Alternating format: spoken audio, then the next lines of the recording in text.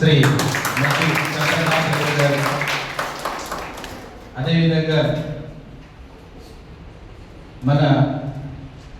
మన ప్రాంతం గర్వించదగినటువంటి సంగీత విద్వాంసులు, గాయకులు, జానపద పాటలలో దిట్ట, చాలా మందిని తీర్చిదిద్దినటువంటి సంగీత గురువు మన అష్ట గంగాధర్ గారు ఇచ్చేసినారు.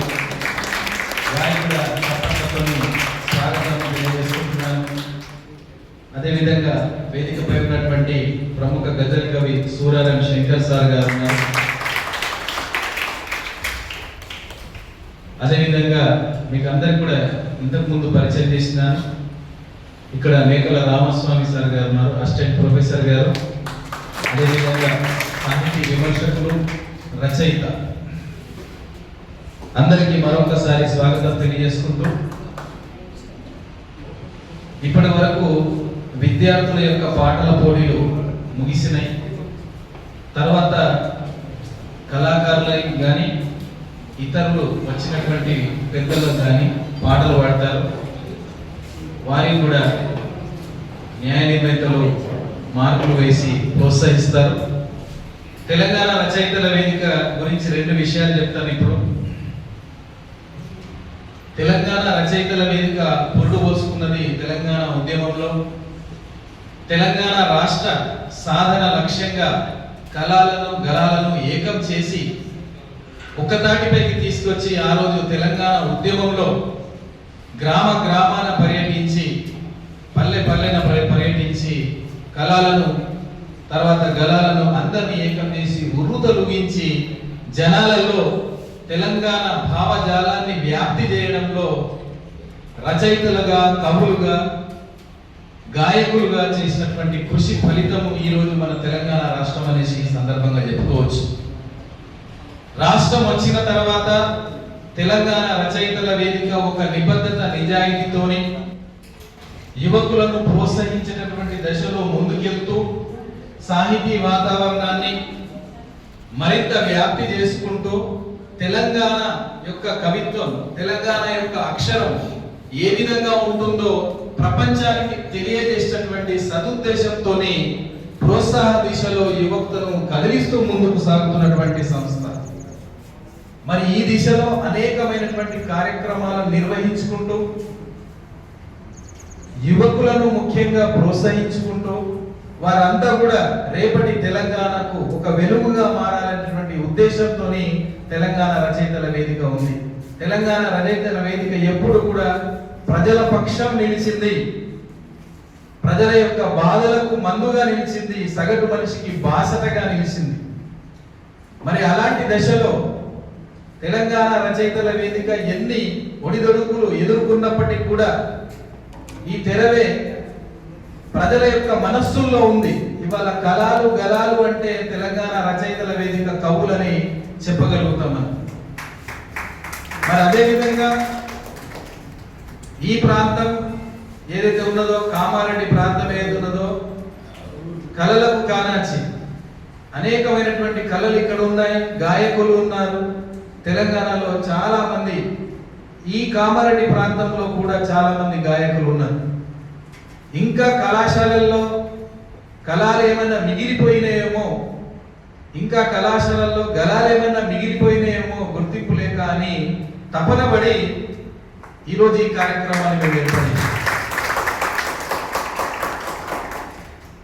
మరి ఈ కార్యక్రమ ఏర్పాటులో మరి మన గ్రంథాలయ చైర్మన్ గారి దగ్గరికి వెళ్ళి, చంద్రకాంత్ రెడ్డి సార్ దగ్గరికి వెళ్ళి, అన్నా మేము ఇట్లా కార్యక్రమం ఏర్పాటు చేయాలనుకుంటున్నాం, మరి మీ ప్రోత్సాహం కావాలి అంటే తప్పనిసరిగా తెలంగాణ రచయితల వేదికతో నేను ఉన్నా, మీరు కవులు రచయితలు మీరు ఖచ్చితంగా పెట్టుకోండి సమావేశము, ఆ సమావేశానికి నేను వస్తా. అంతా కూడా స్పాన్సర్ చంద్రకాంత్ రెడ్డి సార్ గారు చేసి ఉన్నారు. వారికి ప్రత్యేకంగా ఈ సందర్భంగా గట్టిగా చెప్పట్లతో మనము అభినందనలు తెలియజేద్దాం. ఇక ఈనాటి కార్యక్రమ విషయానికి వచ్చినట్లయితే, పాటకు సలాం అనేటటువంటి టైటిల్ ఎందుకు పెట్టినామంటే, పాట అనేటటువంటిది కదిలించేటటువంటి ఒక శక్తి. తెలంగాణ ప్రాంతంలో ఎక్కడ ఏది వెతికినా, ఎవరిని కదిలించినా ఒక పాట అనేటటువంటిది ఖచ్చితంగా ఖచ్చితంగా వస్తుంది. కాబట్టి పాట ఈ ప్రాంతానికి కన్న తల్లి, పాట అనేటటువంటి తెలంగాణ ఉద్యమానికి కన్న తల్లి. ఆ ఉద్యమం నెరవేరేటటువంటి దారిలో కూడా ఒక దిక్సూచిగా పాట నిలబడ్డది. ఆ పాట అనేటటువంటిది చాలా ముఖ్యమైనది. కాబట్టి రోజు పొద్దున లేవగానే ఒక పాట మనం వినాలి, ఒక పాట మనం పాడాలి, పాటతో జీవించాలి, పాటలోనే ఉండాలి. పాటకు అంతటి శక్తి ఉన్నది. అంటే అందరు ఇవ్వకపోవచ్చు, అన్ని ప్రాంతాల వారు పాటకు ప్రాధాన్యత ఇవ్వకపోవచ్చు, కానీ తెలంగాణ బిడ్డలుగా మనం ఆ పాటను గౌరవించుకోవాలి. అందుకొరకే ఈ పాటకు సలాం అనేటటువంటి కార్యక్రమాన్ని ఏర్పాటు చేసినాం. మరి పిలవగానే మీరందరూ కూడా విద్యార్థులు ఎంతో ఉత్సాహంతో వచ్చినారు. మీకు అందరికి కూడా ప్రత్యేక ధన్యవాదాలు తెలియజేస్తున్నా. రాబోయే తరం మీదే అనేటటువంటిది కూడా వాగ్దానం ఇచ్చుకుంటూ మరి ఈరోజు అష్ట గంగాధర సార్ గారు ఉన్నారు. మరి వారి యొక్క మాటలు వినాలి, వారి యొక్క పాటను కూడా మనం వినాలి. మీకు ఆకలి కూడా అవుతున్నది, కానీ జస్ట్ ఓపిక పట్టండి. అతిథులు ఉన్నారు కాబట్టి అందరం కలిసి భోజనం చేద్దాం. దీంట్లో ఇప్పుడు ఏ ఒక్కరు ఇప్పుడే భోజనం చేద్దామంటే ఇప్పుడే చేద్దాం. ఇప్పుడు భోజనం చేద్దామా? వీళ్ళ మాట విందామా? Very good. ఎందుకంటే మనకు ఆ స్పిరిట్ ఉండాలి.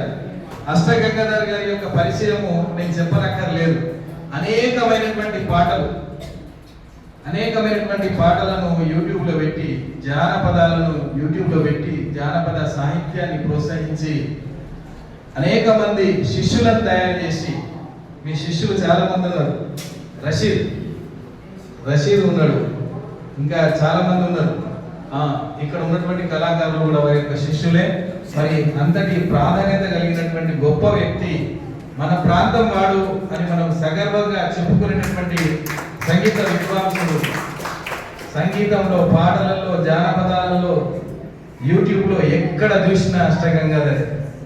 అనేకమైనటువంటి కార్యక్రమాలకు జడ్జిగా వ్యవహరించి మరి ఈరోజు ఈ కళాశాలలో మేమే పిలవగానే తెలంగాణ రచయితల వేదిక అనగానే అన్నకు ఒక పెద్ద గౌరవం ఉన్నది. ఆ గౌరవ భావంతో అన్న నేను వస్తున్నా అనేసి చెప్పినాడు. చాలా థ్యాంక్స్ అన్న. మరి మీరు పాట గురించి మాట్లాడాల్సిందిగా కోరుతున్నాను.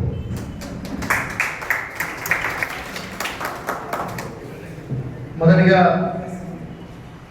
ఈ కార్యక్రమానికి కర్త కర్మ క్రియ అయినటువంటి మన తెలంగాణ రచయితల వేదిక కామారెడ్డి జిల్లా అధ్యక్షులు గౌరవనీయులు గొప్ప శిక్షక గారికి, అలాగే వారి అనుచరులందరూ కూడా, అంటే అందులో ఉన్నటువంటి ప్రతి ఒక్కరు కూడా, సురారం శంకర్ సార్ కావచ్చు, అందరూ కూడా బాధ్యులు, అందరూ కూడా మేధావులే. నేను సార్కి పెద్ద ఫ్యాన్ని. సార్ నాతో సెల్ఫీ దిగుతున్నాడు, కానీ నేను సార్తో దిగినాను తర్వాత. ఎందుకంటే ఆయన రచనలు నాకు బాగా ఇష్టము. అలాగే శిక్షక్ సార్ కూడా చాలా బాగా రాస్తారు. వేదిక మీద ఉన్నటువంటి ముఖ్యంగా ఈరోజు మనం చంద్రశేఖర్ సార్ గురించి మాట్లాడుకోవాలి. సార్ అదే చంద్రకాంత్ రెడ్డి గారి అనలేదు సార్, ఏమనుకోవద్దు, చంద్రకాంత్ సార్ అన్నాను. సార్ చంద్రకాంత్ రెడ్డి గారి గురించి మనం ఒక విషయం మాట్లాడాలి. ఎందుకంటే కళా పోషకులు లేనప్పుడు కళాకారులు ఏం పాడినా కానీ లాభం లేదు. ఎందుకంటే ఒకసారి మీ పైసా మీరు ₹1 ఖర్చు పెట్టినచ్చు, కానీ సరస్వతి పుత్రుడు సార్ వీళ్ళంతా. మీరు గుర్తుపెట్టుకొని మీ అందరికీ ఓపెన్గా ఛాలెంజ్ చేస్తున్నా, ఎవరైనా సరే మీరు బాసర టెంపుల్ పోతే ఏ దేవుని మొక్కుతారంటే ఫస్ట్ మనం ఏమని చెప్తాం? ఎస్. నేను ఇప్పుడు ఈ మాట చెప్పేదాకా కూడా మీకు మైండ్లోకి రాదు. మీరందరూ కూడా బాసర పోయి అమ్మవారిని మొక్కిన వాళ్ళే ఇక్కడ, కరెక్టేనా? అయితే బాగా గుర్తుపెట్టుకోండి చంద్రకాంత్ రెడ్డి సార్, సరస్వతి దేవి పక్కన ఇంకొక విగ్రహం ఉంటుంది, ఎవరైనా గమనించిరా? ఎస్, సరస్వతి దేవి పక్కన లక్ష్మీదేవి విగ్రహం కూడా ఉంటుంది. కానీ ఎవరన్నా అడిగితే బాసర ఎందుకు పోయినావు అంటే సరస్వతి దేవిని మొక్కడానికి పోయినా అంటారు, కానీ లక్ష్మీదేవిని మొక్కడానికి పోయినా అంటారా? అనరు సార్. విజ్ఞానం అనేది సరస్వతి దేవి. సరస్వతి పుత్రులకు సేవ చేసేవి ప్రతి రూపాయికి ₹100 సరస్వతి ఎక్కడ ఉంటే లక్ష్మీదేవి అక్కడి నుంచి పరిగెత్తుకొని వస్తుంది. దానికి ఉదాహరణ నేనే. మా శంకర్ గౌడ్ తెలుసు, మా స్వామికి తెలుసు, మా తమ్ముడు చాలా బాగా రాసినావు కామారెడ్డి పాట. నేను బయట నుంచి వింటున్నా, నాకు బయటకు పోతే లోపలికి పోతే డిస్టర్బ్ అయ్యి ఆగిపోతారేమని బయట కూర్చున్నా. వాస్తవంగా మీరు మధ్యలో పిలిచి నన్ను డిస్టర్బ్ చేసి చాలా బాగా, నాకు చాలా సంతోషం. వీడరాని అనుబంధం ఉంది. చాలా మంది కవులు కళాకారులు ఇక్కడ ఉన్నారు, నాతో కలిసి పనిచేసిన వాళ్ళు ఉన్నారు, నా శిష్యులు కూడా ఉన్నారు. రేలాడల్లో అర్చన ఉండే అమ్మాయి తాబాయి, ఇప్పుడు పనిచేస్తున్న దివ్యశ్రీ స్వామి కావచ్చు, మా శంకర్ గౌడ్ కావచ్చు, వీళ్ళందరూ కూడా చాలా మంది నా దగ్గర ట్రైనింగ్ తీసుకున్న వాళ్ళు ఉన్నారు. రీసెంట్గా చిరంజీవి బ్లడ్ బ్యాంక్ వాళ్ళు ఒక ఏవి తయారు చేశారు నా గురించి. నేను అయితే అది తమ్ముడు నేను ఎక్కువసేపు మాట్లాడాను, మళ్ళీ మీరు పిలిచేప్పుడు నేను రాను. శిక్షకన్నా పిలిచింది కాబట్టి వచ్చిందా, లేకపోతే రాను. ఒక్క 15 నిమిషాలు ఇస్తావా టైం ప్లీజ్? మీ మాటలు పని చేస్తే నా మాటలు చాలా చేస్తాను. అయితే ఇక్కడ ఉండి మాట్లాడతా, అక్కడ ఉండి పాట పాడతా. ఎందుకంటే నాకు ఇట్లా నిలబడి పాట పాడేది రాదు, మా వాళ్ళకి తెలుసు. నేను ఒకటి చెప్పదలుచుకున్నా, సింపుల్ ఉదాహరణ చెప్తా. సరస్వతి దేవి ఉంటే లక్ష్మీదేవి ఖచ్చితంగా అదే పరిగెత్తుకొని వస్తుంది. దానికి ఉదాహరణ నేనే. ఇప్పుడు శంకర్ లాంటి, ఐన్లరాము లాంటి, స్వామి లాంటి, రెడ్డి రాజయ్య అన్న లాంటి వాళ్ళ సీనియర్లని మన గఫూర్ అన్న లాంటి వాళ్ళకి మీరు అడిగితే చెప్తారు. నేను క్రీస్తు పూర్వం కథ చెప్పట్లేదు. ఈ 2005 సంవత్సరంలో ఈ అష్టగంగాధర్కి సైకిల్ కూడా లేదు. శంకర్ నిజమే, సైకిల్ కూడా లేదు. ఈరోజు నేను మీకు నా సొంత కారులో వచ్చిన మీ కామారెడ్డికి. అయితే అది గొప్ప విషయం కాదు, అది గొప్ప విషయం కాదు. కారులో ఇయ్యాలని అందరు కారులో వస్తారు, అది వేరే విషయం. కానీ డబ్బు సంపాదించడం అనేది గొప్ప విషయం కాదు. ఎప్పుడు కూడా దయచేసి నేను కళాకారులందరికీ ఇదే చెప్తున్నాను. ఇప్పుడు చాలా మంది కూడా ఎందుకు పాడాలనుకుంటున్నారంటే టీవీలో హైలైట్ కావడం కోసం, యూట్యూబ్లో ట్రెండ్ కావడం కోసం. ఇన్స్టాలో ఎందుకు చేస్తున్నారు? కొంతమంది రైల్లో నిలబడి చేస్తున్నారు, కొందరు నీళ్ళలో పడిపోతున్నారు. గమనిస్తున్నారా మీరు? దేనికోసం? జనాల పబ్లిసిటీ కోసం చేస్తున్నారు. నేను ఏ పని కూడా పబ్లిసిటీ కోసం చేయలేదు. కొంతమంది నేనంటే నచ్చని వాళ్ళు కూడా ఉంటారు. వాళ్ళు ఏమని చెప్పారు, ఆయన గంగాధర్ సార్ ఆయనకు నచ్చిన వాళ్ళకే సపోర్ట్ చేస్తాడు, వేరే వాళ్ళకి సపోర్ట్ చేయాలని అప్పట్లో నాకు టాక్. నేను ఒక విషయం చెప్తా, క్షమించాలి ఎందుకంటే ఓపెన్గా మాట్లాడాలనుకున్నా. నేను ఒక ఎస్సీ మాల, నేను క్యాస్ట్ చెప్పద్దు, టైం వచ్చింది కాబట్టి. రసీద్ ఏం క్యాస్ట్? ముస్లిం. మరి నాకేం సిద్ధమవుతాడా? కాదు. వాళ్ళ శిష్యుడు ఆడు కన్నులేని పిల్లగాడు, పేద పిల్లగాడు, నాకేమైనా డబ్బులు ఇచ్చినాడు? ఇయ్యే. మరి వాడు ఈరోజు వాడి కారణం తిరుగుతున్నాడు. ఇంకొక పేరు చెప్తా, పేరు చెప్పాడు. ఆ పిల్లగాడు ఒకప్పుడు హోటల్లో పనిచేసిండు. నాకు ఇట్లా వచ్చి భోజనం పెట్టిండు, సార్ మీరు అష్టగంగాధర్ సార్ కదా? అవును. నాకు పాటలు అంటే ఇష్టం సార్, నేను పాటలు నేర్చుకోవాలనుకుంటున్నా. ఈరోజు సీట్ కట్ చేస్తే ఆ పిల్లవాడు కూడా కారులో తిరుగుతున్నాడు, సాంస్కృతిక సారథిలో జాబ్ చేస్తున్నాడు. ఒక అమ్మాయి టైలరింగ్ చేసుకుంటూ 7వ తరగతిలో, ఇప్పుడు శిక్షక్ సార్ పిలిస్తే నేను ఎట్లా వచ్చిందో అట్లా దేవకర్ణక్క అని నడిపల్లిలో ఉంటుంది. ఆ అక్క టైలరింగ్ ట్రైనింగ్ ఇస్తుంది అనమాట. 10th ఫెయిల్ అయిన వాళ్ళకు, 7th ఫెయిల్ అయిన వాళ్ళకు సార్. అయితే అమ్మాయి, ఒక అమ్మాయి 7th ఫెయిల్ అయిన అమ్మాయి వచ్చింది. నేను అమ్మ పాట పాడితే అమ్మాయి ఘోరంగా ఏడిసింది. ఏడిస్తే అమ్మాయి కళాకారిణి కాదు, ఆమెకు పాటలు రావు, అసలు ఈ మన ఫీల్డ్తో సంబంధమే లేదు.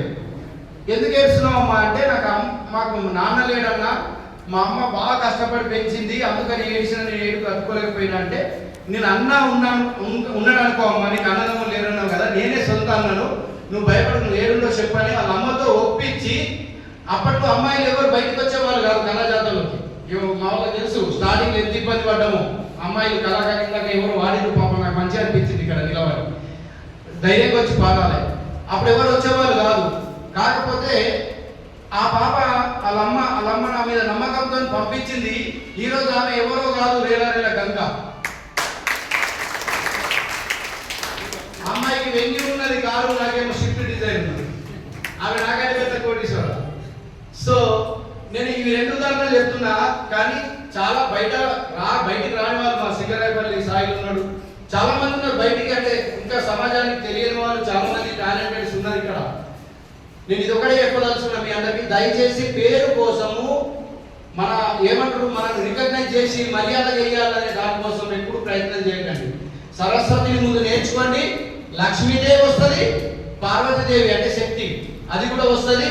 10 మందిలో గుర్తింపు వస్తుంది. ఈరోజు నన్ను నిజామాబాద్ నుంచి నన్ను వినిపించిందంటే ఈ కరెముఖం నుంచి కాదు, ఈ లోపల ఉన్నటువంటి ఆ టాలెంట్ ని గౌరవించి పిలిచింది. నిజమైన మాట్లాడు.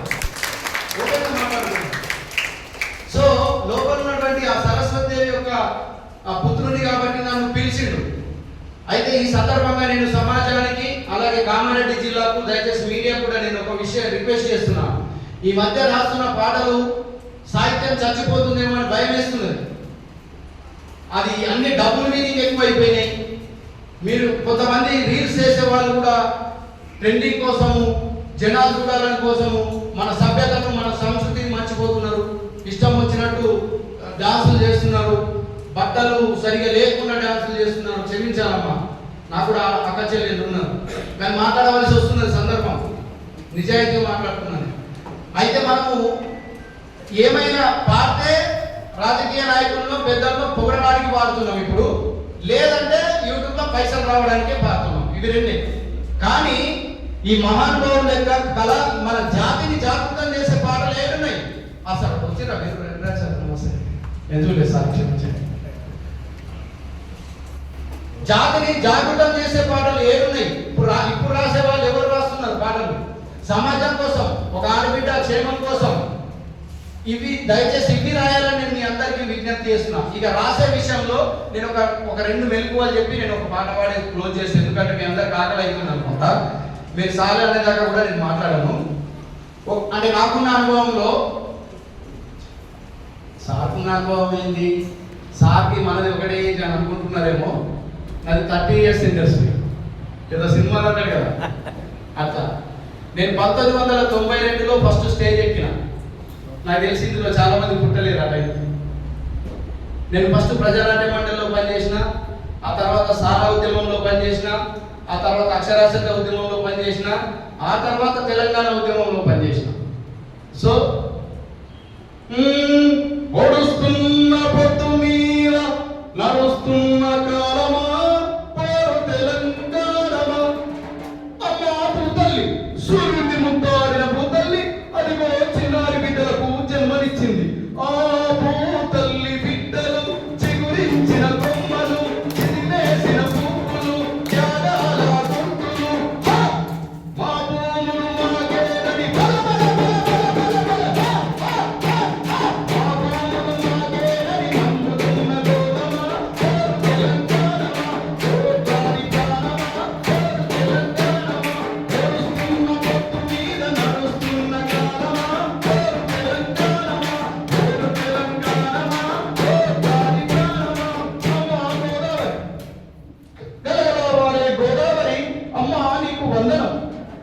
ఇది గద్దరన్న రాసినటువంటి పాట. కొంచెం నేను ఇమిటేట్ చేయడానికి ప్రయత్నం చేసిన. నా ఒరిజినల్ వాయిస్ కాదు అది. నేను మిమిక్రీ ఆర్టిస్ట్ని కూడా. నేను ఒక యాంకర్ని, యాక్టర్ని, డాన్స్ కోరియోగ్రాఫర్ని, రైటర్ని, సింగర్ని, మ్యూజిక్ డైరెక్టర్ని, ఇట్లా మ్యూజిక్ డైరెక్టర్ ఇట్లా చెప్పుకుంటూ పోతే చాలా ఉంటాయి. అయితే నవ్వుతున్నారు, ఒట్టిగా పిలిచాలనుకుంటున్నారా? నన్ను ఎవరు మోసం చేయలేరా? సో నేను ఇప్పుడున్నటువంటి రచయితలకు, యంగ్ రచయితలకు నేను ఒకటే వేడుకుంటున్నా, పెద్దోడైనా వేడుకుంటున్నా, దయచేసి చేతులెత్తి మొక్కుతున్నా. జానపదాలు కూడా మంచి జానపదాలు ఉంటాయి. మన వరంగల్ శంకరన్న వాడిండు, సారంగపాణి వాడిండు. అప్పుడు వినలేరా జనాలు? విన్నారు కదా మంచి మంచి పాటలు. ఇప్పుడు కూడా వింటారు. ఈ మధ్య బుల్లెట్ బండి అనే పాట వచ్చింది. ఎంత మంచి పాట! ఆ పాట ఎంత బాగుంటుంది, ఎంత బాగా. తమ్ముడు చిన్నోడా, ఒకసారి నేను ఇట్లా రికార్డింగ్లో కలిస్తే అన్న నమస్తే అని నా దగ్గరికి వచ్చాడు. నమస్తే అని వస్తే నేను ఏదన్నా నచ్చితే నేను ఇమీడియట్గా వాళ్ళు ఎంత పెద్దవైనా ఎంత చిన్నోళ్ళైనా వాళ్ళ కాలు మొక్కుతా. నాకు నచ్చితే ఆ పిల్లాడికి నేను కాలు మొక్కుతా. వాడు ఏడిచిండు, గగదరంగా మీరు నా కాలు మొక్కడేంది అది. అయితే ఇక్కడ నేను ఆ సబ్జెక్ట్లో, అంటే నేను నా గురించి చెప్పేటప్పుడు ఒకటి మిస్ అయినా. ఏంటంటే కళాకారుడిగా నా జీవితంలో నేను ఒక్కసారైనా అమెరికాలో ఒక పాట పాడాలి. ఇది ఎందుకంటే నేను ఒక పాములు తిరిగిన గుడిసెలో బతికినా. ఇక్కడ సాక్ష్యం రెడ్డి రాజయ్య సార్ ఉన్నాడు. నేను ఈ స్థాయి నుంచి వచ్చిన కదా. ఒక కోళ్ళ ఫారంలో 18 నెలలు పనిచేసినమ్మా నేను. కోళ్ళ ఫారంలో మీరు ముందరికి పోతే అగరబత్తుల వాసన వస్తుంది కదా.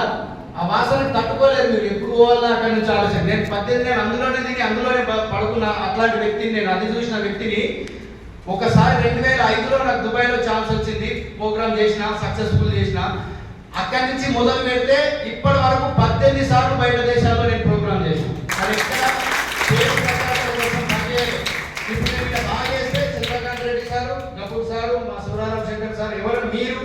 గంగాధర్ సార్ బాగా వాడతాడు పిలుద్దామని చెప్పేసి అట్లా ఒక్కో మౌత్ టాక్ చాలా గ్రేట్.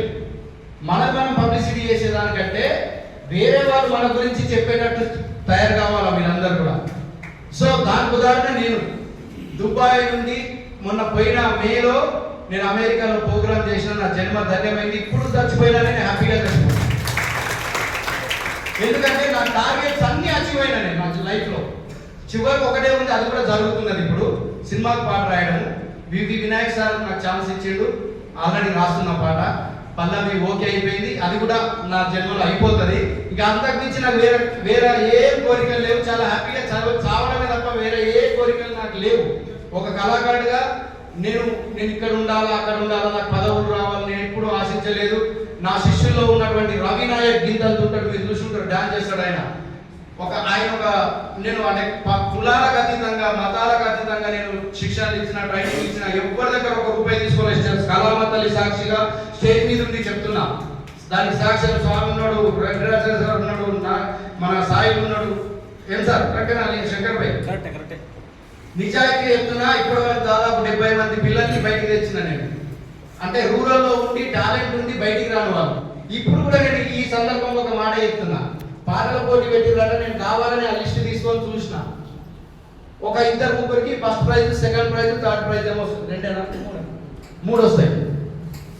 నేనేం ఆలోచన చేసిన అంటే మామూలుగా ఇప్పుడు నేను లిస్టు నా ప్లేస్లో మీరుంటే ఆ లిస్టు చూసినప్పుడు ఏం చూస్తారు? మార్క్స్. ఏ మార్క్స్ చూస్తారు? ఎస్, ఎవరైనా హైయెస్ట్ మార్క్స్ చూస్తారు. నేనేం చేసిన లోయెస్ట్ మార్క్స్ ఎవరికి వచ్చినాయి ప్రామిస్. ఎందుకంటే అసలు ఈ మీద ఇక్కడ ఎందుకు లోపం ఉంది? ఒక అమ్మాయి ఎందుకు ఈమెకి తక్కువ వచ్చినాయి పాటలు అంటే మార్కులు ఎందుకు తక్కువ వచ్చినాయి? ఏం లోపాలు సార్ తెలుసుకోవాలి. ఎప్పుడు కూడా మనది మనం చెప్పుకోవాలి. ఒక బొమ్మ చూసారు, ఇట్లా ఇదాక బండ్లు ఉంటుంది, తాను ఇదాకా ఎక్కుకుంటాడు. ఒక బొమ్మ ఉంటుంది, మనం వాట్సాప్లో చూసుకుంటాం. అట్లా ఎప్పుడు కూడా అప్డేట్ కావాలి. అప్డేట్ కాకపోతే ఏమవుతామో అవుట్డేట్ అయిపోతాం. ఎవరు పట్టించుకోరు మనని.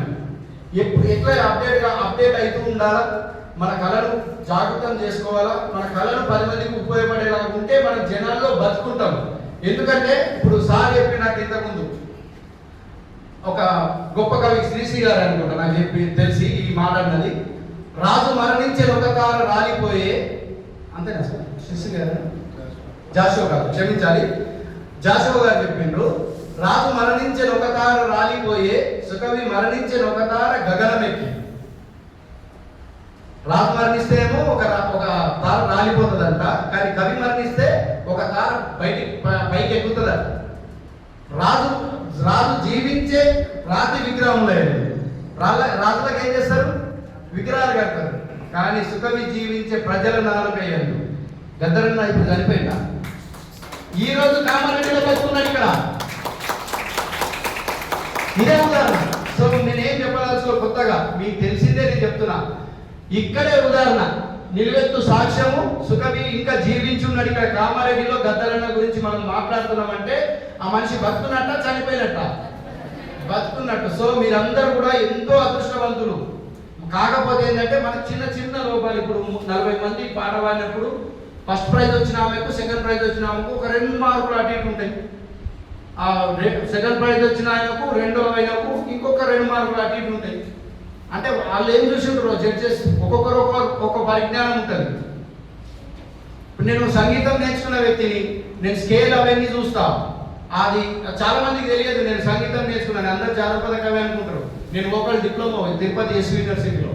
సందర్భం వస్తే కానీ బయటికి చెప్పను, స్వరాలతో సహా చెప్పగలుగుతా. మీరు పాట పాడితే ఇప్పుడే చెప్తా బయటకు వచ్చిన తర్వాత. ఇది చాలా చూపించాలి.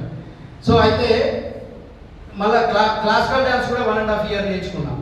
ఫోక్ డాన్స్ నేర్చుకున్నా. ఆ తర్వాత నేను బయటకు వచ్చిన. అప్పటిదాకా ఎవరికి రాలేదు, ఎవరికి చెప్పలేదు నేను ఇది నేర్చుకున్నా అది నేర్చుకున్నా. నేను తుర్రు తోపు తురుము ఇవన్నీ పనికిరావు చెప్పుకుంటే.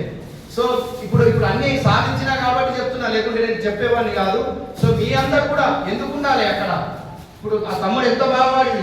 శంకర్ గురించి నేను కొత్తగా మాట్లాడాల్సిన అవసరం లేదు. ఆయన గొప్ప కవి, మంచి గాత్రం అతనిది. సో వాళ్ళ టీం కూడా బాగుండే. కిషన్, మహేందర్ వీళ్ళంతా, వాళ్ళ కొందరికి జాబులు వచ్చినాయి, కొందరికి రాలేవు. అయితే మీరందరూ కూడా మీలో కూడా ఎవరెవరైతే కవిత్వాలు కావచ్చు, పాటలు కానీ రాసినారో వాళ్ళు రాసిన వాళ్ళకి ఒక సింపుల్ చెప్తాను. ఈ తాళం ఉంటుంది కదా, ఏకతాళము, త్రిపుట తాళము, జంపె తాళము అని 7 తాళాలు ఉంటాయి. ఎన్ని ఉంటాయి? 7 తాళాలు ఉంటాయి. మీరు ఎవరన్నా తబలిస్ట్ గారి దగ్గర కానీ ఎవరన్నా సంగీత మాస్టర్ దగ్గర పోయి అడగని చెప్తారు. అయితే ఒక పాట మీరు రాస్తున్నారు అనుకోండి, తనన తనన తనన తనన 3 అక్షరాలు వచ్చినాయి. ఆ 3 అక్షరాలు 3 4 లైన్లు అంటే 4 పదాలు వచ్చేటట్టు ప్లాన్ చేసుకోండి. లేదా 4 వచ్చినాయి అనుకోండి, అట్లా 4 8 అన్న రావాలా, లేదా 12 అన్న రావాలా, లేదా 16 అన్న రావాలా. ఎన్ని అక్షరాలు పదాలు. అప్పుడు ఏమైతుందంటే మీటర్ కరెక్ట్గా ఉంటుంది దాన్ని ట్యూన్ చేయడానికి, ఆ పాటను ట్యూన్ చేయడానికి కొత్త పాటలు రాసేటప్పుడు. లేదా కొందరు ఏం చేస్తారు, పాత ట్యూన్లోనే రాస్తారు పాట. ఆ పాత ట్యూన్లో రాసేదానికి అవసరం లేదు. కానీ కొత్తగా రాయాలనుకుంటే మాత్రము ఈ మీటర్ మీద మనం గుర్తుపెట్టుకోవాలి. నంబర్ 1. రెండోది, కొందరు ప్రాస కోసం ప్రయాసపడుతుంటారు. అంటే పైన ఒకటి వస్తే కింద నేను 10th ఫెయిల్ అయినప్పుడు ఆ కోలపురంలో పనిచేసేటప్పుడు అనుకున్న ఒక శతకం రాద్దామని. ఇప్పుడే రావాలంటే ఇప్పుడు మంత్రం కాదు, లక్షలు ఇచ్చినా కానీ భిక్షం ఎత్తిన రాని అక్షరం ఒకటంటే అతిశయోక్తి కాదు, లక్షలతో పని లేదు, లక్షణంగా చదువు ఘనముగా పలుకు గంగన్నమా. ఇది నేను 10th లో రాసిన. అయితే నేను అప్పుడు ఏం చేసిన అంటే ఇప్పుడే రావాలంటే ఇప్పుడు మంత్రం ఏడ ఉంటుంది, దానికి మీనింగ్లెస్. అప్పుడు నేనేం చేసిన, ఇప్పుడే రావాలంటే ఊపుడు మంత్రం కాదని పెట్టిన. ఉంటారు కదా, అందుకు ఇప్పుడే రావాలంటే ఊపుడు మంత్రం కాదు, లక్షలు ఇచ్చినా కానీ భిక్షం ఎత్తిన రాని అక్షరం ఒకటంటే అతిశయోక్తి కాదు, లక్షలతో పని లేదు, లక్షణంగా చదువు ఘనముగా పలుకు గంగన్నమాట. చదువచ్చు నాకంటూ సంబరపడిపోక చదువు నేర్పక చూడు సమ్మతంగా, విద్య నేర్పిన వాడు విలువ తెలిసిన వాడే ఘనముగా పలుకు గంగన్నమాట. ఇంకొక 10 రాసింటారు. చూసినట్టయితే నాన్న పాట. ఇప్పుడు నిజాయితీగా ఒక మాట మాట్లాడుకుందాం. చాలా మంది ఏమనుకుంటున్నారంటే కరీంనగర్లో తప్ప కళాకారులు కరీంనగర్, వరంగల్ తప్ప, నల్గొండ, మహబూబ్ నగర్ ఈ 4 జిల్లాలు తప్ప మిగతా వాళ్ళంతా డమ్మీలు, వాళ్ళకేం రాదు అని ఫీల్ అవుతారు. వాళ్ళు ఓపెన్ చెప్తున్నారు. నేను వాళ్ళతో డైరెక్ట్గా TFI అని ఒకటి గ్రూప్ పెడితే కూడా చెప్పిన, మీరు ఎందుకు మా కామారెడ్డి, నిజామాబాద్, నిర్మల్, ఆదిలాబాద్ వాళ్ళని ఎందుకు తక్కువ చూపు చిన్న చూపు చూస్తారు, రండి ఎవరు వస్తారు నాకు పోటీకి రండి డైరెక్ట్గా చూద్దామని చెప్పేసి. అది తప్పు కదా. ఒకళ్ళని చిన్న చూపు చూడడము, మనని వెనుకబడిన జిల్లా అనుకోవడము చాలా పొరపాటు. నిజంగా ఇట్లాంటి కార్యక్రమం చేయడం చాలా గొప్ప విషయం సార్. ఎందుకంటే కరెక్ట్ టైంలో చేసారు, మీరు చాలా కరెక్ట్ టైంలో చేసారు. వారికి మనం గట్టిగా సపోర్ట్ కూడా నిజంగా ఉన్నది సార్, మేము అనుభవిస్తున్నాము. చాలా మంది ఏమనుకుంటున్నారంటే ఈ యూట్యూబ్ లో వచ్చే వాళ్ళందరూ మాక్సిమం కరీంనగర్ వాళ్ళు అయినాయి, మహబూబ్ నగర్ లేదా వరంగల్ వాళ్ళు అయినాయి. దానివల్ల ఏమనుకుంటున్నారంటే వాళ్ళు యూట్యూబ్ లో రాగానే పెద్ద ఫేమస్ అనుకుంటున్నారు. అది కాదు. యూట్యూబ్ లో ఎవరి పాట ఎప్పుడు హిట్ అవుతుందో తెలియదు. గంగవ్వ హిట్ అయింది ఎటు పోయిందో తెలియదు. కుమారి ఆంటీ నేను రీల్స్ అనే పాటలో రాసింది, మీల్స్ లేకున్న పర్వాలేదు కానీ స్ఫూర్తిగా తెలియజేసుకుంటూ ఎందుకంటే ఒక అగరబత్తిని వెలిగించిన తర్వాత ఆ వాసన వ్యాపారం ఎవరి తరం కాదు. అర్థమైందా? ఒక అగరబత్తి వచ్చిన తర్వాత వాసన దొరకబడుతుంటే కుదరదు, ఆ వాసన ఎట్లయినా బయటకు వస్తుంది. సో వాళ్ళకి సపోర్ట్ దొరుకుతుంది, వాళ్ళకు కూడా సపోర్ట్ ఇస్తాను, నేను కాదనట్లేదు. కానీ ఎవరైతే నాకు సార్ ఇంకా పేదవాళ్ళకైతే అంటే కుటుంబ పరిస్థితి బాగలేని వాళ్ళకైతే నేను ఖచ్చితంగా అండగా ఉంటా, ఒక అన్నలాగా ఒక తండ్రిలాగా మీకు ఇప్పటికీ నేను సపోర్ట్ ఉంటాను ఈ సందర్భంగా తెలియజేస్తూ, నా వంతుగా ముఖ్యంగా మా తమ్ముడికి ఒక హామీ ఇస్తున్నాను. ఈ కామారెడ్డి పాట మన స్టూడియోలో చేద్దాం, నేను ఫ్రీగా చేసిస్తాను. యూట్యూబ్లో చెయ్యి, అవసరం వస్తే దానికి ఏమైనా ఆర్థికంగా కూడా వీడియో కోసం కూడా నేను సపోర్ట్ చేస్తాను సార్. చంద్రశేఖర్ సార్ మీరు కూడా చేయాలి, చంద్రకాంత్ రెడ్డి సార్. ఎందుకంటే జిల్లా పాట కదా సార్, మొత్తం జిల్లా అంతా వెళ్ళిపోతుంది, ప్రతి గ్రామానికి మీ ఫోటో మీ పేరు వెళ్ళిపోతుంది. కాబట్టి సార్ కూడా సపోర్ట్ చేస్తాడు.